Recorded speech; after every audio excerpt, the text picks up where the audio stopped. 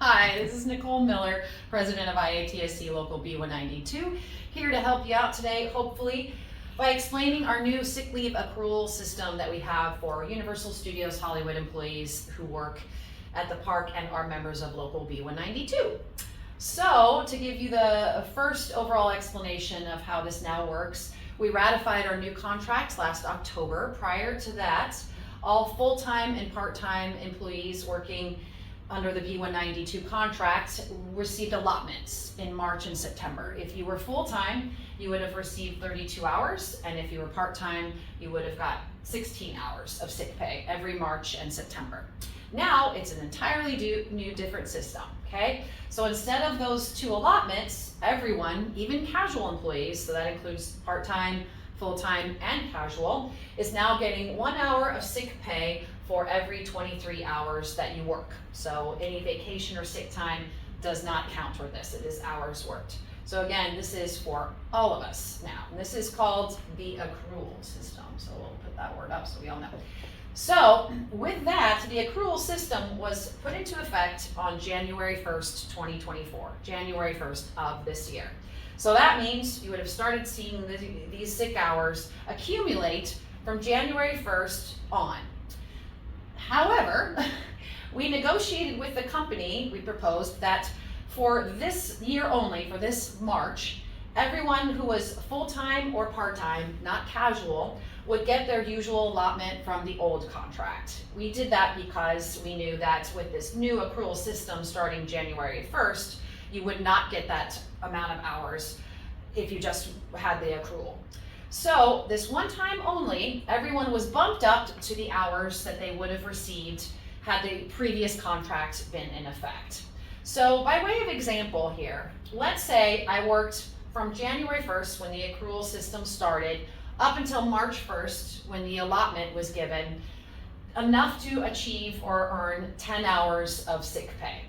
Basically in this example, that means I worked an average of about 25 hours a week from January until March, okay? So I have 10 hours in my bank. On March 1st, the company then gave me 22 more hours. This is considered maybe in advance. And again, this is because we agreed to bring everybody up to what we would have received from the previous contract.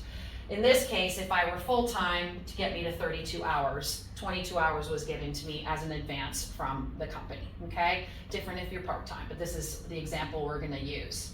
So now what I'm gonna do is I'm going to explain what happens in the future. When do you start getting accrual again, okay? Because they gave us this advance, that means it'll take a little time before you start to see the accrual of new sick hours. How do you figure out how long that's gonna take?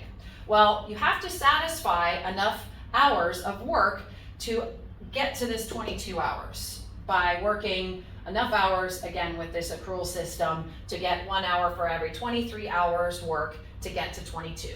So the formula to figure that out is I take the advance that I received, in this example, 22 hours, I multiply that by 23, the accrual number up there, and I get 506 hours. So what that means is I need to work a total of 506 hours from March 1st onward to get to the point where I start accruing sick pay again, okay? I'm not gonna see additional sick pay until I work that amount of hours. How long is it gonna take me to get that many hours? Well, that depends on how many hours per week you work.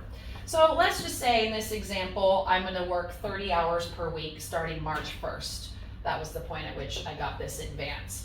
So I'm gonna take this number, the total hours I need to work, divide it by the 30 hours a week that I'm working, and I get 17 weeks. And that means if you look at March 1st as the start date, it'll take me until about the beginning of July until I start seeing the accrual on my pay stubs, okay? And you also should see it in the timekeeper system on the work computers. And if you don't see it, and also if you still think there is an error in your pay stubs, if you're not seeing any of this at all and you think you should have, then you should definitely contact HR, Human Resources at the company. If you don't hear back, or if the error is not fixed, that's when you reach out to the union. And we have a couple of ways of doing that. You can call us at 818-509-9192. You can also email us info@b192iatse.org, and we can talk about potentially filing a grievance on your behalf if that is necessary. But always check your pay stubs. There is a now portal system. Some of you get pay stubs in the mail, that's also fine. And to see the actual MOA, or what we call the Memorandum of Agreement, which is with all the changes of the contract, you can go to our website, www.b192iatse.org. Click on Member Resources. There is a Documents drop-down. When you get to that, you'll see the Memorandum of Agreement in the top row next to the old contract. And it has the changes that also go over all that I just explained to you. So I hope this helps. If you have questions, please reach out. And yeah, thank you very much for listening.